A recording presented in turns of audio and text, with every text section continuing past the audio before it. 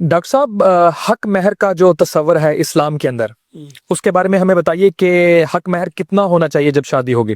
میں نے دیکھا ہے کہ جو مختلف جو علاقے ہیں وہاں پر حق مہر بھی جو ہے وہ مختلف ہوتا ہے, تو اس بارے میں پلیز بتائیے گا.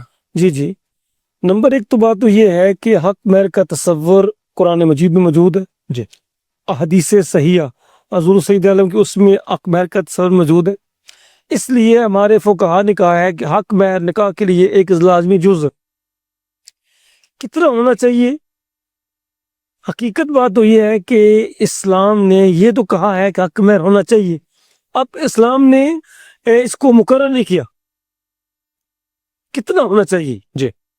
اس کا مقرر نہیں کیا, بلکہ ایک واقعہ بڑا مشہور ہے.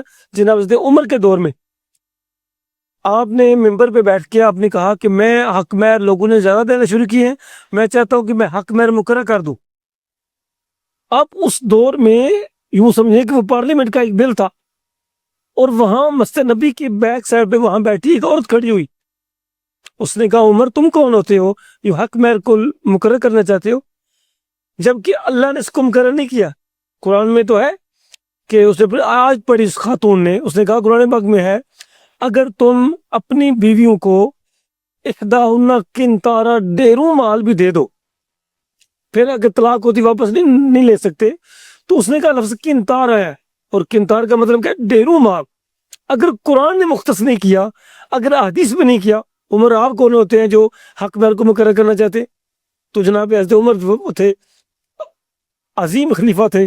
آپ نے ایک جملہ بولا جو صبح قیامت تک ہماری روشن تاریخ ہے. آپ نے کہا قد اخطا عمر و اصابت المرأة, عمر نے غلطی کی ہے اور اب نے سچ کہا ہے. حق مہر شریعت مقرر نہیں ہے اور میں مقرر کرنے کا مجاز بھی نہیں. ڈاکٹر صاحب ہم نے یہ بھی دیکھا ہے کہ جو حق مہر کی جو لمٹس ہیں یا حق مہر میں یہ لکھا جاتا ہے کہ آپ 10 تولے سونا لکھا جاتا ہے, بعض اوقات تو ہم نے یہ بھی دیکھا ہے کہ پلاٹ لکھ دیا جاتا ہے. تو اس کا تصور ہے اس میں یا نہیں ہے؟ جی میں اسی پہ بات کرنے والا ہوں کہ حق مہر کے ہمارے ہاں دو طریقے, ایک ہے حق مہر معجل, ایک ہے مؤجل.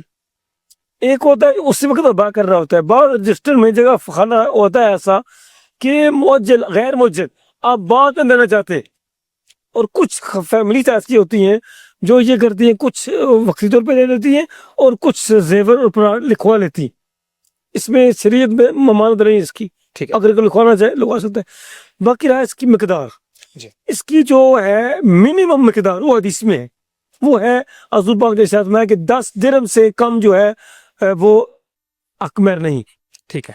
10 درہم تقریباً آج کے دور میں یہ 9 اور 10,000 کے درمیان بنتی قیمت. ٹھیک ہے. یوں سمجھے کہ موجودہ دور میں 10,000 سے کم اب حق مہر نہیں رکھ سکتے. ٹھیک ہے. اب زیادہ اب اس پر فقہا نے کہا ہے کہ اس میں دیکھا جائے گا کہ اس کی حیثیت کیا ہے, اس کے ساتھ نکاح کیا جا رہا ہے دونوں کی, بالکل جو ہے مالی حیثیت کیا ہے. اگر بندے جو ہیں وہ ارب پتی ہیں, کروڑ پتی ہیں, آپ انہیں کہیں کہ آپ 10,000 حق مہر دیں, نہیں. اگر وہ کروڑ پتی ہیں, ارب پتی ہیں, تو ان کا حق مہر بھی لاکھوں میں ہونا چاہیے, کم از کم 20-25 لاکھ ہو. صحیح بات ہے. ایک بات, اگر وہ درمیانے ہیں تو پھر ان کا حق مہر درمیانہ ہونا چاہیے. اگر اس سے بھی کمزور ہیں تو پھر حق مہر جو ہے کم از کم مقدار جو ہے وہ 10,000 ہے. یعنی کہ آپ زیادہ سے زیادہ جتنا بھی دینا چاہتے ہیں آپ دے سکتے ہیں, لیکن کم سے کم جو مقدار ہے حق مہر کی وہ 10 دینار ہے. 10 درہم ہے پاکستان میں, اس کا ریٹ تقریباً آج کے دور میں تقریباً 10,000 بنتا ہے. ٹھیک ہے. یوں سمجھے کہ 10,000 سے کم نہ دے, زیادہ جتنی بھی کسی کی مالی حیثیت ہے, کسی کی 20,000 دینے کی ہے. میں بھی جب نکاح پڑھاتا ہوں میں پوچھتا ہوں بیٹا کیا کرتا ہے, اچھا بیٹا تو فارن کنٹری میں ہے, میں کہا یورپ میں, تو میں کہتا کم از کم 30,000 ہونا چاہیے. کم از کم جو فارن کنٹری کے ہیں ہمارے یورپ کے, کم از کم 30,000 ہونا چاہیے حق مہر.